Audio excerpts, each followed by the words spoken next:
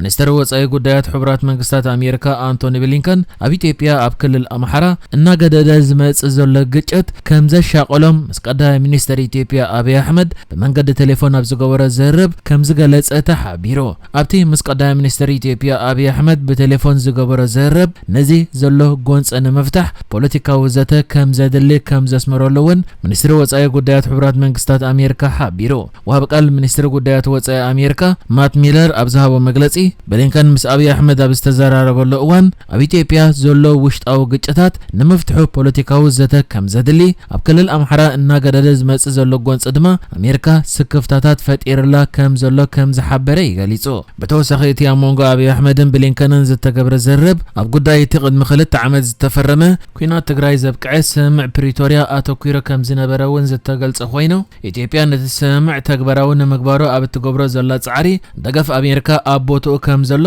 ብሊንከን ከም ዝሓበረ እውን ተገሊጹ። ብ2 ሕዳር 2022 ኣብ ደቡብ ኣፍሪካ ከተማ ፕሪቶሪያ መንጎ መንግስቲ ኢትዮጵያን ሕወሓትን ብወግዒ ዝተፈረመ ስምምዕ ፕሪቶሪያ ኣብ ዝሓለፈ ዕለት 2 ካልኣይ ዓመቱ ኣኽቢሩ እዩ። ሚኒስትር ጉዳያት ወጻኢ አሜሪካ ብዛዕባ እቲ ዕለት ኣመልኪቱ ኣውፂኡ ኣብ ዝነበረ መግለጺ ኣብ ኣተገባብራ እቲ ስምምዕ ኣገዳሲ ምዕባለ ከም ዘሎ ክገልጽ እንከሎ ጎኑ ግን ምምላስ ተመዛበልትን ምምላስ ኣገደስቲ ኣገልግሎታትን ደፊእካ ክስርሓሉ ኣለዎ ድሕሪ ምባል ኣብ ትግራይ ድምፂ ጥይት ንምጥፋእ ዝግበር ዘሎ ጻዕሪ ድማ አሜሪካ ደገፋ ከም እትህብ እቲ ሚኒስትር ገሊጹ ነይሩ እዩ። ይኹን እምበር ሕብራት መንግስታት አሜሪካ ንመብጽዓታት ስምምዕ ፕሪቶሪያ ሙሉእ ብምሉእ ንምፍጻም ብዙሕ ስራሕ ተሪፎ ኣሎ ክትብል እንከላ ኢትዮጵያ ተመዛበልቲ ብወለንትኦም ንኽምለሱ እትገብሮ ንጥፈታት ከተቀላጥፍ ኣለዋ። ካብ ሰራዊት ፌደራል ኢትዮጵያ ወጻኢ ዝኾኑ ሓይልታት ድማ ንኽወጽኡ ክትሰርሕ ኣለዋ ኢሉ ነይሩ። ሕጂ ኸ አንቶኒ ብሊንከን ምስ ቀዳማይ ሚኒስትር ኢትዮጵያ አብይ አሕመድ ገይርዎ ኣብ ዘሎ ዘርብ አሜሪካ ኣብቲ ኢትዮጵያ ኣብ ክልል አምሓራ ሰላም ንምስፋን ከምኡ ድማ ስምምዕ ፕሪቶሪያ ንምትግባር እትገብሮ ጻዕሪ ከም እትድግፋዮ ኣስሚሩሉ ዘሎ። ካብ አውስትሪያ ከተማ ቪየና ናብ ሞሪሸስ ከተማ ፖርት ሉዊስ ተጓዓዝ ዝነበረት ናይ መጓዓዝያ ነፋሪት ብክልል ኣየር ኤርትራ ንምሕላፍ ፍቃድ ክትረክብ ብዘይምኽኣላ ድሕሪ ናይ 10 ሰዓታት በረራ ናብ ዝተበገሰትሉ ከተማ ቪየና ዝርከብ ማዕረፎ ነፈርቲ ክትምለስ ከም ዝተገደደት ተገሊጹ። እታ ቦይንግ 777 200 ER ዝዓይነታ ነፋሪት ብ2 ሕዳር ካብ ከተማ ቪየና ተበጊሳ ክልል ኣየራት ሃንጋሪ፣ ሰርቢያ፣ ቡልጋርያ፣ ግብፅን ሱዳንን ሓሊፋ ኣብ ቀይሕ ባሕሪ ክልል ኣየር ኤርትራ ምስ በጽሐ ጉዕዛኣ ክትቀጽል ዘኽእላ ፍቃድ ክትረክብ ብዘይምኽኣላ ብዝመጽአቶ ክትምለስ ከም ዝተገደደት እዩ ኣፈኛ ኩባንያ መንገዲ ኣየር ኣውስትሪያ ዝገለጸ። እታ ነፋሪት ብክልል ኣየር ኤርትራ ንምሕላፍ ፍቃድ ዘይረኸበትሉ ምኽንያት ግን ኣይተገልጸን ኣሎ። ይኹን እምበር ኣብ ዘሎ ግምታት ቅድሚ 2 መዓልታት ኣቐዲሙ በቲ ኩባንያ እትውናን ካልእ ነፋሪት ብክልል ኣየር ኤርትራ ሓሊፋ ብምንባራ እዛ ሕጂ ክልል ኣየር ኤርትራ ክትሓልፍ ዘይከኣለት ቦይንግ 777 ዝዓይነታ ነፋሪት ብክልል ኣየር ኤርትራ ከይተሓልፍ ዝተገደደትሉ ምኽንያት ናይ ኤርትራ ተቆጻጻሪ ትራፊክ አቪዬሽን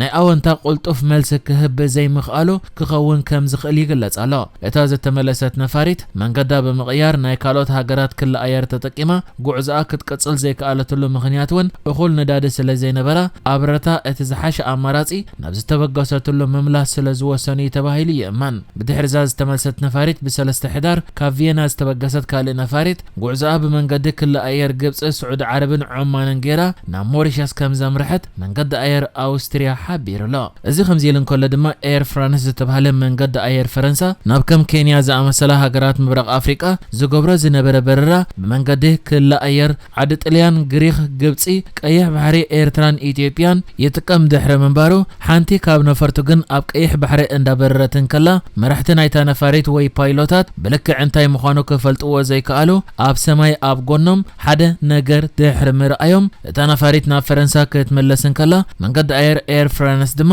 ነቲ መስመር ምጥቃም ኣቋሪጹ ምህላው ተገሊጹ። እቲ እታ ነፋሪት እንዳበረረትን ከላ ኣብ ቀይሕ ባሕሪ ኣብ ሰማይ ኣብ ጎና ዝተረኣየ ነገር ብርግጽ እንታይ ምዃኑ ዝተፈልጠ ነገር እኳ እንተዘየለ ምስቲ ኣብ ቀይሕ ባሕሪ ዘሎ ሕውቲ ዝፍንውዎ ሚሳይላትን ሰብ ኣልቦ ነፈርትን ምትሓሓዝ ከይህልዎ ግን ስግኣት ኣሎ። ኣብ ኤውሮጳ ዝርከብ ናይ ሕብረት ኤውሮጳ ተቆጻጻሪ አቪዬሽን ክልል ኣየር የመን፣ እስራኤልን ሱዳንን ከምኡ ድማ ገለ ክፋል ቀይሕ ባሕሪ ናይ ግጭት ክልል ኣየር ብምባል ነፈርቲ ብኡ ካብ ምብራር ከም ዝቁጠባ ገይሩ እኳ እንተጸንሐ ሕጂ ግን ዳርጋ ቀይሕ ባሕሪ ሙሉእ ነፈርቲ ክበራሉ ዘይክእላ ናይ ኩናት ከባቢ እንዳተባሃለ ይመጽእ ምህላው ይግለጽ ኣሎ። ድሮውን መንገዲ ኣየር ኤር ፍራንስ ብመንገዲ ክልል ኣየር ቀይሕ ባሕሪ ዝገብሮ ዝነበረ በረራ ኣቋሪጽዎ ኣሎ። دايركتور تكال سلايا حبرات منقستات أمريكا وي CIA ويليام بيرنس زمرح العلواي وكيل سلايا أمريكا ناب هاجر الصومال وقعو بناي سرح مبصح كم زكايدة قاليصو اتل علواي حلافي وكيل سلايا أمريكا زحلف سمونا مقاديشو أبزبص حل أوان مس بريزيدنت الصومال حسن شيخ محمود تراخيبو أبلوص أتاو كونتات صومالن اتزوبان كمز تزرربن صومال أنصار قبر شبرا أبتقبر زلا كوينا دما أمريكا دقفا كمستغصل كمز قالت أتحبيرو كلتين وغن أبتي إثيوبيان رئيسا محدار صومالن نوانت أفدق بحر زملكات زخط مؤسندن فتير وزلو زباو وطرن بزملكاتون كمزت تيتقليز لا كمز فلت أمريكا حانت كابتن صومال لعل فاينانساو دقف زقبرا هاقرات كوينا أوق أنصار الشباب دما نسراوي الصومال بلعل كابز دقفا هاقرات يا بتوسخي آب صومال آب لعليه بركز زبالي علاماتات الشباب بتدقاقامي بسب ألبو نفرتي متقعتات بمكياد مرحتي نايتي قبر شبرا وقجلة كتقتل وانترايا دايركتور تكال سلايا حبرات منقستات أمريكا وي CIA زخونة ويليام بيرنس بدكاتي سلايا ونتفتات مسرت بريزيدنت حبرات منقستات أمريكا زهوبو تلقو أبستفلاليه دبلوماسياو نتفتات كم زواسا وني فلات مسكينات قازان إسرائيل بزتحز ويليام بيرنس بزعبا جهو أمونغ إسرائيل حماسن نزكايا زرب كبز مرحو لأخوات أمريكا كوينيز أنيحو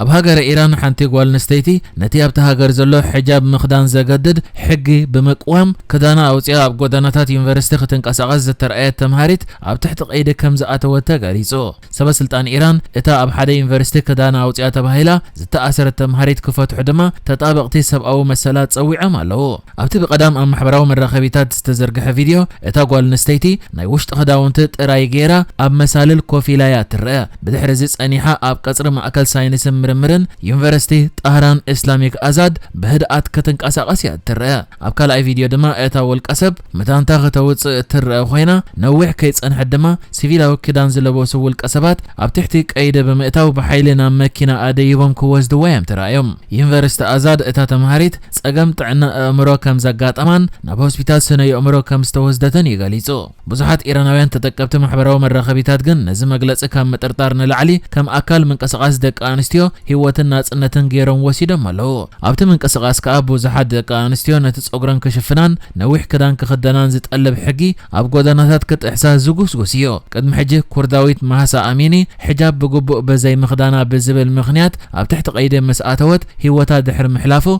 ملأت هاجر بزتولعه حزباو تقاومه لعل 500 سبات كم زموت يذكر نحجز تدالو الزيناتات ازينيرو بكالك سب نرغب سلام نعخم